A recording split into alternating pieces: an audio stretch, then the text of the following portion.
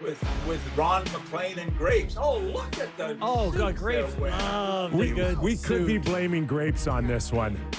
I don't know. Grapes had it right. You get the boys coming in looking good. I Let's go. love Grapes' comments on, hey, 2 minutes for looking great. Oh, that was the Coyle, by the way. Rocket. Coyle to Columbus, by the way. Yeah. Who? Charlie Coyle. The Columbus The from Columbus. Colorado. All right, another guy off my Why? list. Why? Because they need the money. Colorado needs the space. And No, I Columbus know, needs but why NHL would- players. Why would Columbus take him? Did they not watch him play last year? Listen, Oh, now. Hey. maybe you Seriously. got to get to a floor too. Yeah. I heard they were in the hunt for the kid on the blue line. I heard they were in Dobson race to get There him. was a report they offered 14 and 20, and Voronkov was the ask. Which, if I'm the Isles, I like that package better. So Yeah, I would how much take better? that. How much better did Montreal get, Mac? I think they got a lot better. I mean, if he puts up, with the kid and him and Hudson on the blue line, it gives him a whole different dimension They're as deep, far as yeah. puck movement. I mean, they're a very solid D right now. I think it's a great move for them. And Dobson, I'd like to see him play a little tougher game, especially in front of his own net.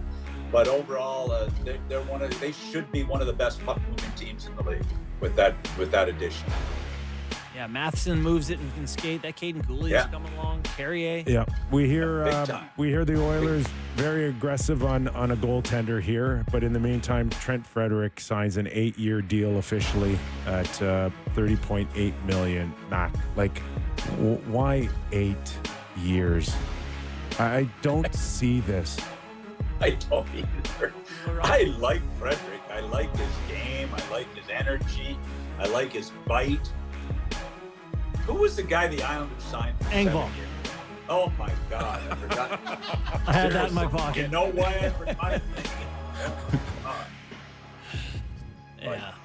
Where did that? So this one is, to me, it's kind of goofy. I don't get it.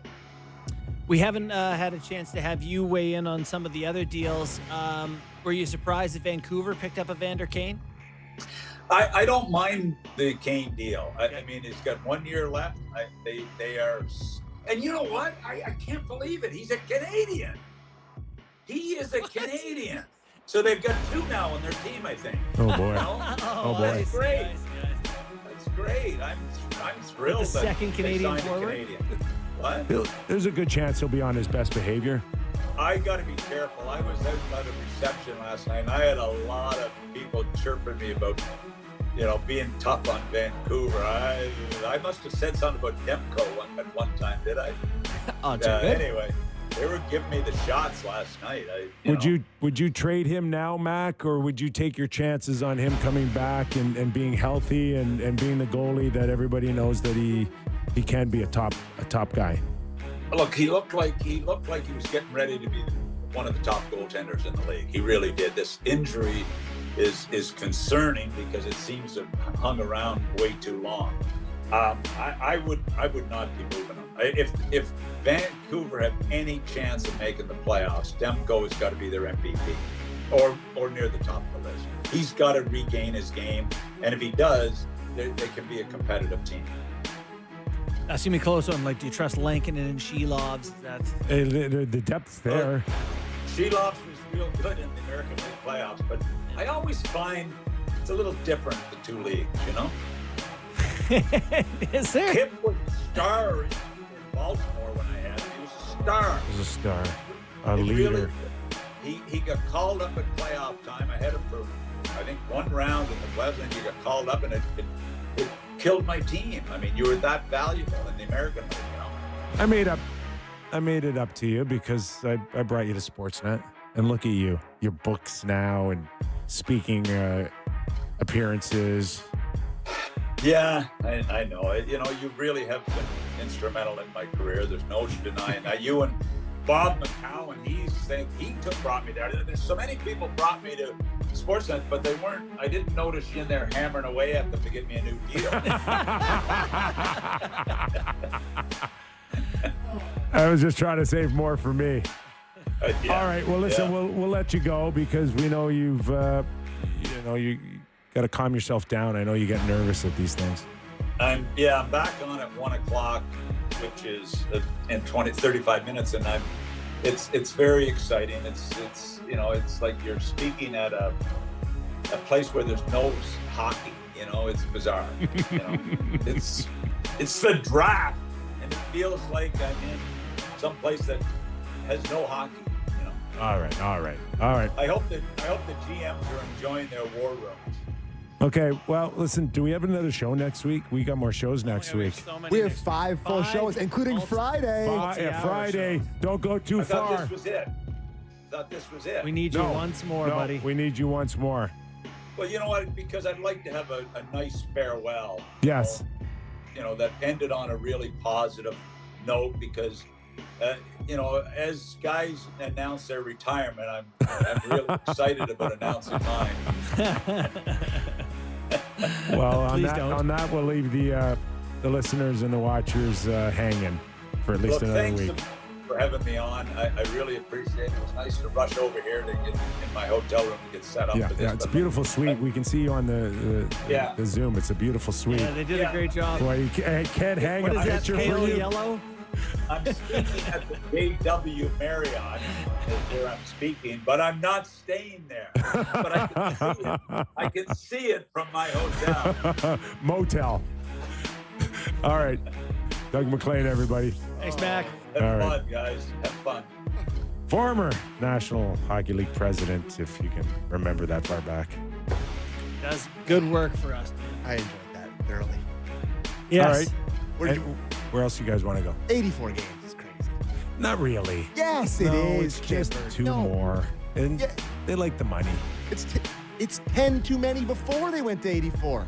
I know, but you're just married to it, and no, you're not. You're just dropping 2 games from the front, albeit exhibition. It doesn't really matter. You still got to get dressed. You got to go eat a meal. You got to go to the rink. You're just passing it on.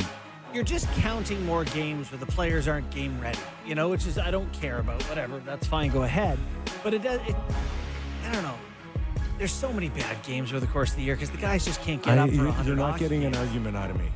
I get all of it, but they're going to find every which way to find a nickel in a couch. More than ever, playoffs are just a different sport. You cannot bring the pace, intensity, commitment that you saw from Florida, from all these other teams, getting in front of pucks. You can't do it all year long, so you're almost playing a different game. Like as the season gets longer, it's just more games for top guys to get injured before the play. Like I don't know. I think there's too many games in all of the sports, except I like there being baseball on every night in the summer, so never baseball. And there's a couple too many in the NFL probably, but specifically basketball and hockey.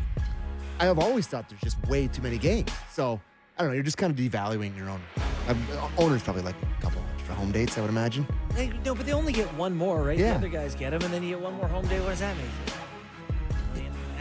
That's what they care about, buddy. And playoff cap, I would say that I'm frustrated, pretty disgusted that we've come here and the Leafs never took advantage once. And like during their prime era the here, most perfect time to use their it. division was This all was over the it. year. Tampa Obviously, Bay, Florida. putting Matthews on LTIR with his mystery back or wrist or whatever the hell's wrong with him, putting him on LTIR and using that money to hugely improve your team. You weren't going to take Matthews out of the lineup and stick him back in right at the playoffs. Why not? No. Why not? No. Kachuk did it. They literally did it with Matthew Kachuk. I know, but Kachuk he ripped his groin. And Matthews took an international flight to see a world-renowned weird doctor in Germany. Yeah, like in November. You had an alibi. Sammy, alibi. For you to think that Tavares was going to shut it down and Matthews was going to shut it down in November. No, you're right. He had to go play for America. You're right.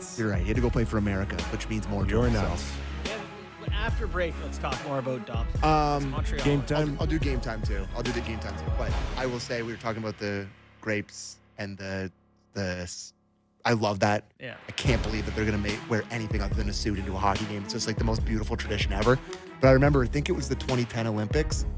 He did like a side by side, and he had all the Canadian guys come in and like, look at these beautiful boys. They go wearing their suits. It was the American guys wearing like their like jumpsuits. And he's like, oh, that's fantastic. I was like, yeah. It's like one of my favorite TV segments. Mark my ever. words. Dubas's Penguins will have no no dress code next year. That's he was always, his thing was wear whatever makes you feel sexy. That was his slogan. when do you ever feel sexier than when you have a suit on? That's what I would be wearing. Suit. Yes. You're in the National League. Put on a suit. Yeah, I know. I Treat it played like my style. best when I felt sexiest. Yes. Yes, attaboy. All right. Direct correlation. It's game time, presented by Bet365. Visit the app for latest odds and find out why it's ever ordinary at Bet365. Must be plus, Ontario only. Please play responsibly. And now for your daily Jays update. The Toronto Blue Jays with a big win yesterday. Another series win for the Jays over the Cleveland Guardians, who are chasing them in the wild card. They open up a big 3-game set with the Boston Red Sox this weekend. Jose Barrios on the mound tonight to take on Brian Bayo. The Blue Jays underdogs tonight, plus 100 at Fenway. One of my favorite places to watch an out-of-market game. I'm not in person, but on TV. I love watching Fenway games because they're absolutely out of control all the time. And Blue Jays are better than the Red Sox this year, so it should be a big series. Give me the Blue Jays as an underdog tonight at plus 100, just a slight underdog. And yeah, before they have this weekend series, before heading to the Bronx for a huge 4-game set next week. They are only, I think, 3 games behind the Yankees for first place in the division. So Jays are looking really good right